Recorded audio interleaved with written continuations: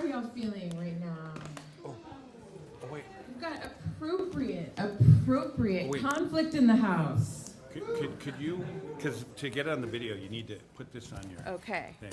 I gotta do these things. You want to hold these two things? Yeah, thank you. I'm gonna put this in my If you pocket. Can you want to get that on there? I forgot that we're in there. Clip that. You can put that on your scarf right there. Like Or I'm sorry, the other one. This? This little guy. okay. This is a mic. Exactly. And what about this? Not your first rodeo. So I don't need that I'm gonna mic, put this right? right here. It's a cool pocket. I don't think you do need that mic. Is there? Yeah, double mic. Okay, Yeah, double this would be mic. like All right. Double Madonna. So I wonder why a woman would be angry right now. I wonder why a person of any gender might be angry right now. There might be some reasons to be angry right now. I personally would boycott technology if it would help the children of the Congo. So as something I've been thinking a lot about actually is how can we come together and organize as community to advocate for the positive future we all really want that includes everyone in the world. That doesn't include, doesn't happen on at the cost of a genocide, for example.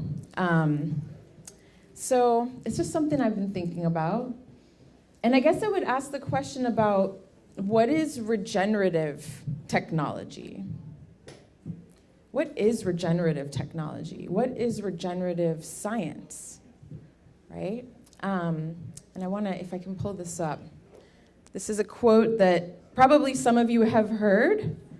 I used to think the top environmental problems were biodiversity loss, ecosystem collapse, and climate change. I thought that with 30 years of good science, or perhaps technology, we could address these problems, but I was wrong. The top environmental problems are selfishness, greed, and apathy.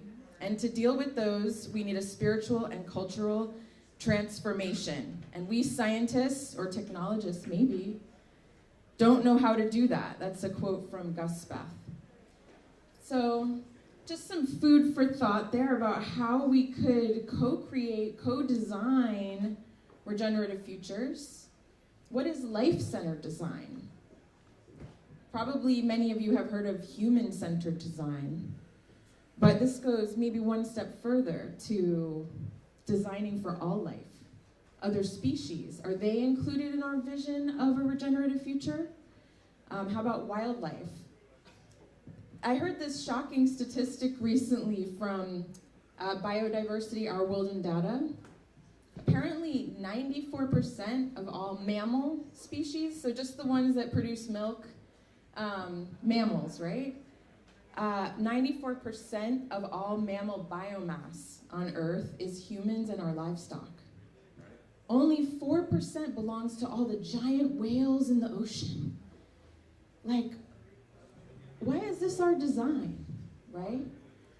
Could we design more inclusively? There have been recent developments in science around plant intelligence, the intelligence of plants, the sentience of plants, as well as animal intelligence.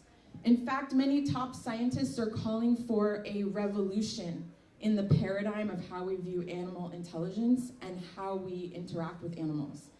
And I think plants are next. So it's all happening really fast, just like the AI is happening really fast. And how does culture catch up? It's like our culture still hasn't caught up with the quantum revolution that was 70 years ago, right? We're still thinking the stick hits the ball like a Newtonian framework, right? But what about fields? What about a culture that's built on fields that are produced by any living being and how we interact with those fields? The field of our heart, right? Reaching 5 feet out from our bodies. The field of our consciousness. You may be surprised to know that science is known for 70 years as well, that animals have culture.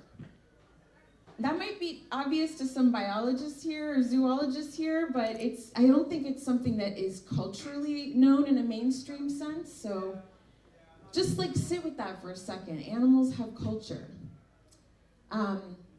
And I also wanted to mention to you that I will be presenting some things later in the weekend for those of you who will come back.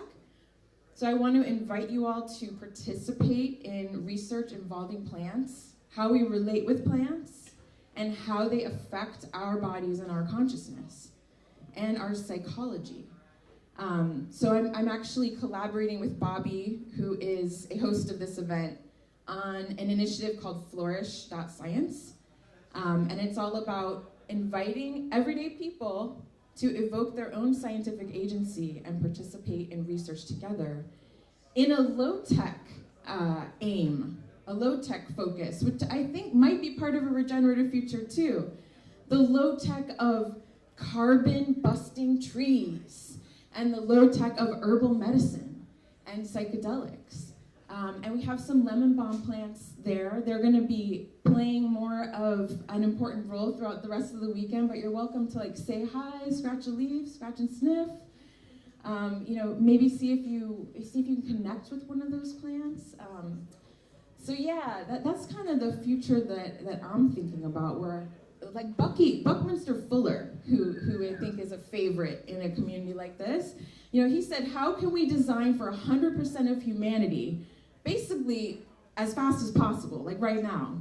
I forget the exact quote, someone here probably has it, but how can we design for 100% of life right now?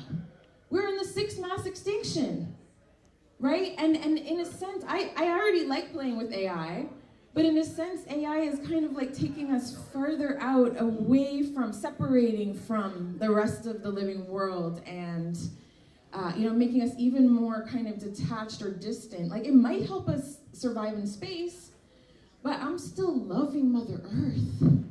I'm loving Mother Earth, okay? Anybody else feel the same way? Woo, Mother Earth. I'm loving Mother Earth. I'm here with Mother Earth. So I think I'll leave it at that, but please stop by our station if you want to participate in an experiment with plants over the next couple of days. We're definitely going to have a little elixir for you, and maybe an opportunity to connect with plants and see if even one might want to come home with you. Lemon balm is a really incredible herb that reduces anxiety and also boosts cognition. So it's something that we're studying in our Flourish Science initiative. And I thank you so much for listening, and thank you for coming. We're gonna have a lot of voices here, a lot of different perspectives, and music. I can take. Only if you want. Sure, I can take a couple questions. Anybody have a question or an idea? Yeah, or a comment. Wait, how about anybody who hasn't spoken yet? Yes. Anybody else in the room? No? We're gonna get back to the speakers. Oh, you got it. Yeah, who's that? Yell your question out. Yell it out. How can we imagine a world where what the things that the plants and animals are saying are part of our economics, are part of our sense-making system? And what would that world look like? And maybe also, what are some of the early opportunities that you know about?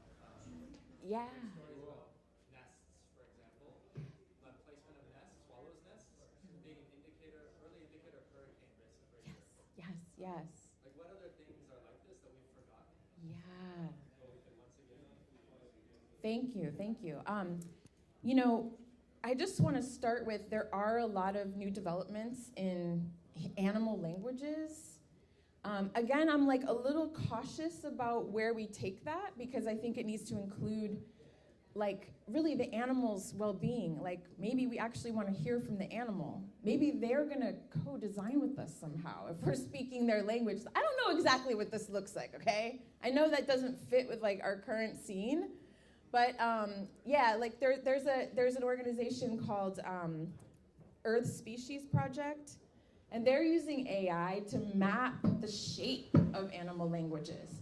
And then you can actually just compare the three-dimensional shape of whale language with the three-dimensional shape of English. And that's the way you can translate between the two without knowing one word. Of course, biologists already know some words. Indigenous people know, in many cases, how to speak animal languages and plant languages. It's a little outside the scope of a technology-focused talk, but I think that this is a little more broad. So I'll just say, you know, there are ways that we communicate that go beyond language as well, right? Like maybe there's a way of, again, with fields, you know, some kind of interaction, some kind of conversation beyond body language. Body language is another example. But imagine a culture where we're all helping each other get through that. I'm gonna hold your hand. I'm gonna listen. What could a consent framework for animals and plants look like? What could a collaboration, do you know how intelligent they are? It's a different kind of intelligence that we typically don't respect in our culture. Stacey, beautiful. How about a huge round of applause? Flourish.science, Lemon Balm Station, and we're gonna maybe you two could get together while she walks off. We're gonna let Sheridan have just a second to get his setup going, or how about this, Sheridan? Why don't you come up here and start setting up so that everyone can benefit between an exchange between these two humans. Ask her a question. We can talk Sir? more. We'll talk more. You could yell it out, or you can. Okay, I'll ask. Yeah. My question to the speaker, where you mentioned Bucky Fuller, which I happened to study with many years ago, and I wonder if you are forming collaboration with E.O. Wilson's Half Earth project. Oh, okay. I'm so sorry. I Because missed you your- mentioned Half Earth and Okay. collaboration. Actually, I did not mention Half Earth, and not on purpose. But I am very interested to know more. I'm familiar with E.O. Wilson's work. Yeah. I would love to know more about that. I So can tell you more. if you great. So nice to talk with you. Thanks for your Thank you. question. Love it. Thank you. Thank you all so much. We are shockingly close to on time right now. We absolutely